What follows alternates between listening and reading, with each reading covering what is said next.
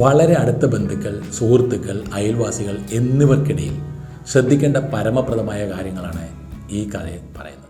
ഒരിടത്ത് ഒരു കർഷകൻ ജീവിച്ചിരുന്നു. ഭാര്യയോടും മക്കളോടുമൊത്ത് സന്തോഷത്തോടെ കഴിവേ അയാൾക്ക് മാരകമായ ഒരു രോഗം പിടിപെട്ടു. അങ്ങനെ അയാൾ കിടപ്പിലാകുകയും കൂടി ചെയ്തതോടെ അയാളും കുടുംബവും കടുത്ത പ്രതിസന്ധിയിലായി. ഭക്ഷണത്തിന് പോലും അവരുടെ പക്കൽ പണമില്ലായിരുന്നു. ഒരു ദിവസം അയാൾ തൻ്റെ മകനെ ഒരു നീലക്കല്ല് എടുത്തുകൊണ്ട് പറഞ്ഞു, മകനെ, ഇത് തലമുറകളായി കൈമാറി വന്ന കുടുംബസ്വത്താണ്. ഇതാണ് ഇനി നമ്മുടെ പക്കൽ ആകെയുള്ള സമ്പത്ത്.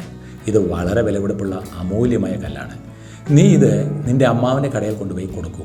അമ്മാവനോട് ഇത് വിറ്റ് പണം തരാൻ പറയണം. നമുക്കും അടുത്ത തലമുറയ്ക്കും ഒരുപാട് കാലം ജീവിക്കാൻ ആ പണമുണ്ടാകും. മകൻ ആ നീലക്കല്ലെടുത്ത് അമ്മാവൻ്റെ കടയിലെത്തി. അമ്മാവൻ ആ കല്ലിൽ സൂക്ഷിച്ചു നോക്കിക്കൊണ്ട് പറഞ്ഞു, മകനെ, ഇപ്പോൾ മാർക്കറ്റ് വളരെ മന്ദഗതിയിലാണെന്ന് അച്ഛനോട് പറയൂ. കുറച്ച് സമയം കഴിഞ്ഞ് വിറ്റാൽ ഇതിന് നല്ല വില ലഭിക്കും എന്ന് പറഞ്ഞുകൊണ്ട് അമ്മാവൻ അവന് കുറച്ച് പണം നൽകി. നീ നാളെ മുതൽ എൻ്റെ കൂടെ കടയിലിരിക്കൂ എന്നുകൂടി പറഞ്ഞു. അങ്ങനെ അടുത്ത ദിവസം മുതൽ കുട്ടി എല്ലാ ദിവസവും കടയിൽ പോകാൻ തുടങ്ങി. അവിടെ അവനെ വജ്രങ്ങളും രത്നങ്ങളും എങ്ങനെ പരിശോധിക്കാമെന്ന് അമ്മാവൻ പഠിപ്പിക്കാൻ തുടങ്ങി. താമസിയാതെ അവൻ വജ്രങ്ങളെയും മുത്തുകളെയും കുറിച്ച് നന്നായി അറിവുള്ള വ്യക്തിയായി മാറി. വജ്രങ്ങളും കല്ലുകളും പരിശോധിക്കാൻ ദൂര ദിക്കുകളിൽ നിന്ന് പോലും രത്നവ്യാപാരികൾ അവനെ തേടി വരാൻ തുടങ്ങി. ഒരു ദിവസം അമ്മാവൻ അവനോട് പറഞ്ഞു, മകനെ, നിൻ്റെ അച്ഛൻ്റെ കയ്യിൽ നിന്ന് ആ നീലക്കല്ല് കൊണ്ടുവരിക. ഇപ്പോൾ മാർക്കറ്റ് നല്ലതാണെന്ന് അച്ഛനോട് പറയുക. അങ്ങനെ ആ യുവാവ് അച്ഛനിൽ നിന്ന് നീലക്കല്ല് വാങ്ങി. അമ്മാവൻ്റെ കടയിലേക്ക് കൊണ്ടുപോകും മുമ്പ് അവനത് സ്വയം പരിശോധിച്ചു.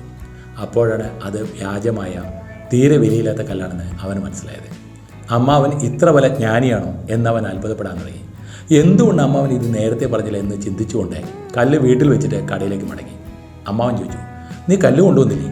അവൻ പറഞ്ഞു, അമ്മാവ, അത് കൃത്രിമമാണ്. പക്ഷേ നിങ്ങൾ അതറിഞ്ഞിട്ടും എന്നിൽ നിന്ന് എന്തിനു മറച്ചു വെച്ചു?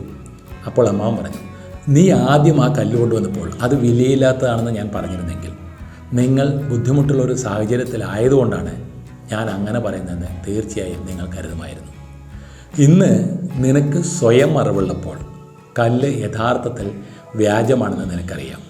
ആ സമയത്ത് സത്യം പറയുന്നതിനേക്കാൾ എനിക്ക് പ്രധാനമായിരുന്നു ബന്ധങ്ങളുടെ സംരക്ഷണം. ചില സമയങ്ങളിൽ യാഥാർത്ഥ്യങ്ങൾ നേരിട്ട് പറയുന്നത് വലിയ തെറ്റിദ്ധാരണയ്ക്കും ബന്ധങ്ങൾ മുറിയാനും കാരണമാകും. എത്ര വലിയ സത്യമായാലും കേൾക്കുന്നവന് ഉൾക്കൊള്ളാനാവുന്നില്ലെങ്കിൽ അത് വിപരീത ഫലം ചെയ്യും. കുടുംബ ബന്ധങ്ങൾ നമ്മുടെ ജീവിതത്തിൻ്റെ അവിഭാജ്യ ഘടകമാണ്.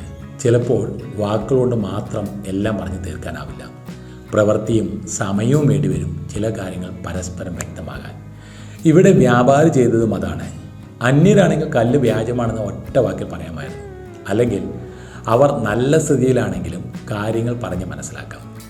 മോശ സ്ഥിതിയിൽ അമ്മാവൻ പറഞ്ഞത് സത്യമാണെന്ന് ബോധ്യപ്പെട്ടാൽ തന്നെ അമ്മാവന് ഈ സമയത്ത് തങ്ങളോട് അങ്ങനെ പറയാൻ തോന്നിയല്ലോ എന്നായിരിക്കും കുറ്റപ്പെടുത്തൽ. കല്ലിനിപ്പോൾ വില കിട്ടില്ലെന്ന് പറഞ്ഞ് അമ്മാവന് മകനെ തിരിച്ചയച്ച് ഒന്നും ചെയ്യാതെയും ഇരിക്കാമായിരുന്നു. മറിച്ച് അവന് പണവും ജോലിയും നൽകി. തിരിച്ചറിവിന് സമയമെടുക്കും വരെ തന്മയത്വത്തോടെ കാര്യങ്ങളെ കൈകാര്യം ചെയ്തു. കുടുംബ ബന്ധങ്ങളായാലും സൗഹൃദങ്ങളായാലും അവരുടെ ദൗർഭാഗ്യത്തെ കുറ്റപ്പെടുത്താൻ തള്ളിപ്പറയാനും എളുപ്പമാണ്.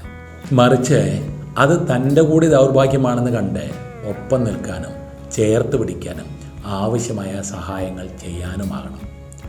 നമ്മുടെ കുടുംബാംഗങ്ങളുമായി ആരോഗ്യപരവും ക്രിയാത്മകവുമായ ബന്ധങ്ങൾ നിലനിർത്തേണ്ടത് എങ്ങനെയെന്നതിലേക്ക് ഈ കഥ വെളിച്ചം വീശുന്നു.